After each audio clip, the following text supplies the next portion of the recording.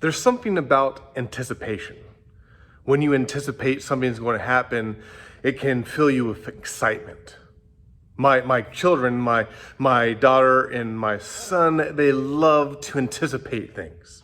Whether it's their birthday or a friend coming over, and yes, Christmas, when it gets close, they start counting down the days. And they keep on asking, how many more days till this is going to happen? How many more days till my friend comes over? How many more days or till we do this? And so they anticipate it. Even we have phrases that we use about like anticipation makes the heart grow fonder. This idea that when we anticipate what's going to be happening, a relationship we're going to have, being with someone, we start loving that or desiring that even more. I think that just comes down to simple what we set our minds on and what we're thinking about makes us anticipate that and love it and be more affectionate or more desirous of that thing. It's simply meditation.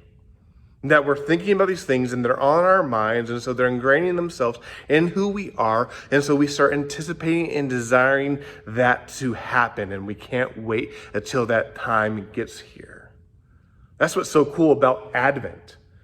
Is a time when we can anticipate and think about and dwell upon Jesus coming for us.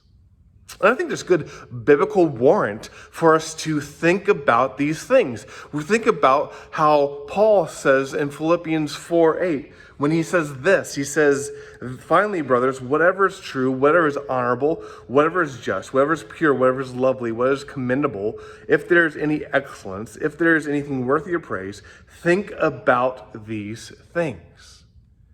Now, what is more worthy? What is more praiseworthy? What is more true and just and pure? And what is more excellent than the fact that God loved us so much that he sent his son to live for us, to be born for us, to live for us, to die for us, to rise for us, to ascend for us, to intercede for us. And it all starts as we remember on Christmas that he was born for us, born of the Virgin Mary.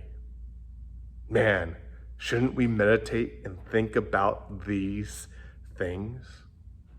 So this Advent series, let us pray to God that we can anticipate what God has done for us, as well as what he is still doing for us, as he still works in us. And so when we think about Advent and what these candles represent and the themes we're going to be talking about, the love of God, he loved us so much that he sent his son for us. As we talked about the first week of our Advent series, the hope that is in that promise, that he fulfills his promises, and so we have hope in our promise-keeping God. As we're going to be talking about this week, the faith of Mary shows, as well as our faith, that we have faith in this God. We have trust in this God, a faith that he gives us himself.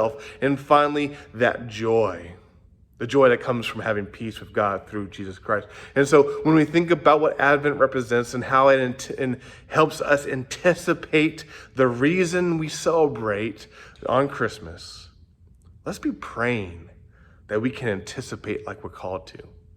Let's be praying that we can anticipate what God is doing in our lives.